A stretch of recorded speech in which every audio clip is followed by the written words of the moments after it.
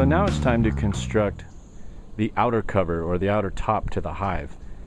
Keeping in mind when you construct this, this is the first line of defense for your bees to the falling elements, the rain, of course, hail, snow, whatever you have, driving wind, and then any creature that wants to peel the top of this thing open.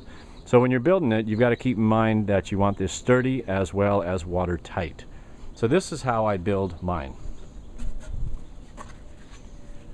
I've used an exterior grade 3/4 inch plywood top. This is 5/8 by 1.5 inches. Yeah, it's about 1.5 inches, 1 5/8, something like that. It's whatever scrap I had laying around. Western red cedar. Now, I did dovetail the ends. Completely overkill, not necessarily necessary, but I had the jig out building these hive bodies, so I figure I'd do it. And then when I constructed it, I did it so the cedar was encapsulating the plywood. So there's no plywood end grained, even though this is an exterior rated plywood. I wanted it covered, right? It'll just allow this plywood to last even longer. This has 1 coat of primer, 2 coats of that Kelly-Moore 1240 exterior flat. And ultimately I could leave this. Now, you guys remember this from the last video. This is the inner hive cover.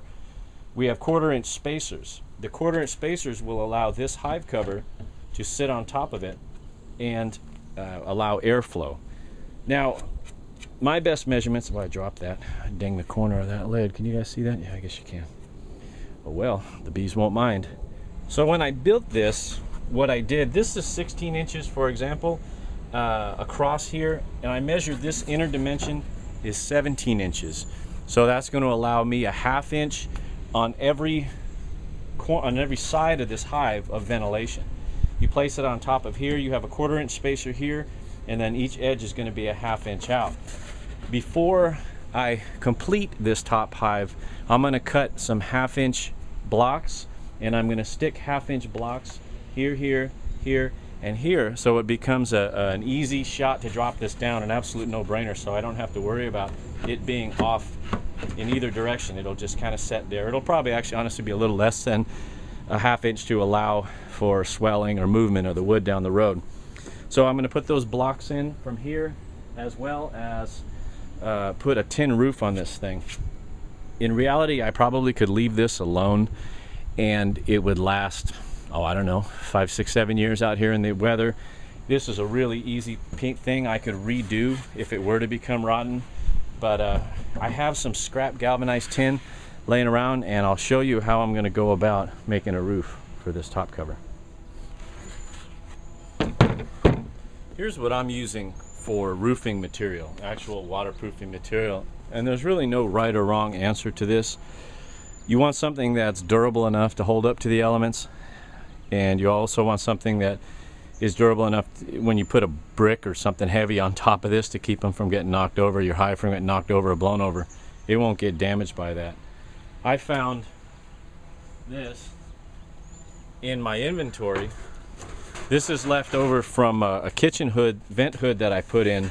It's 7-inch galvanized tin.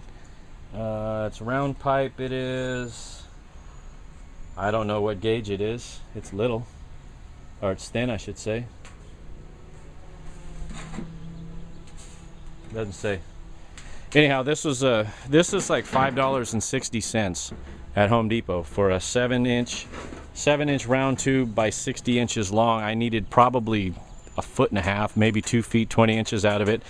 And this has been sitting in my shop because I never deal with 7-inch pipe. It's either 6 or 8 or, you know, so. Anyhow, so I had this and I thought, well, this stuff's pretty easy to manipulate. I think I could make a nice little roof tin out of this.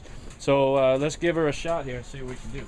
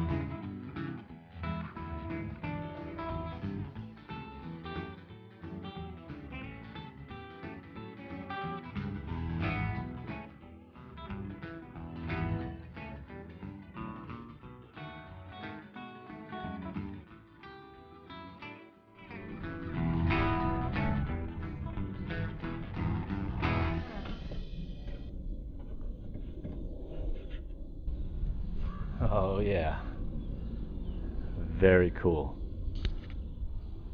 I kind of got ahead of myself. I forgot to cut the little guide spacers. So I ran a piece of pine down the table saw, and I have a 1/2 inch. Remember, I have a 1/2 inch on either side, so I ripped these down to 7/16. So it gives me a 1/16 of an inch on either side. That'll get me in the ballpark. It's a no-brainer.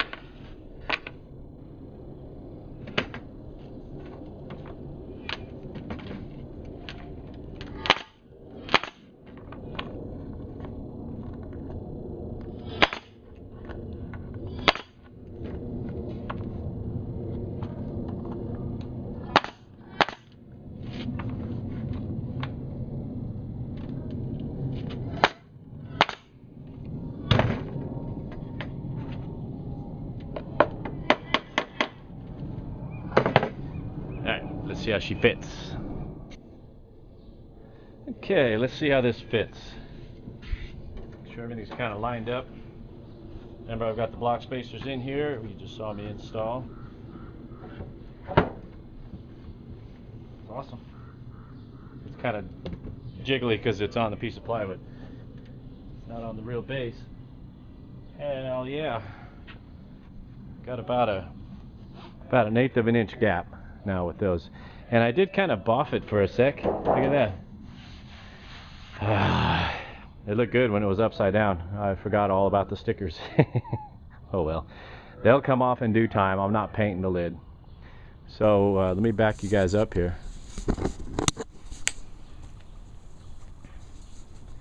So that's how the hive sits. That's a complete, what is commonly referred to as a complete hive. You're looking at pretty close to about 46 inches from the base of the hive to about the top of the hive here. So the platform is what's next.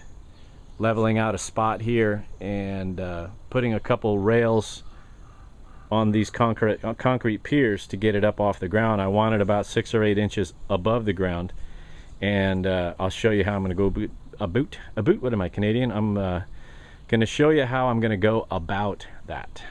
Okie doke. Thanks for watching. See ya.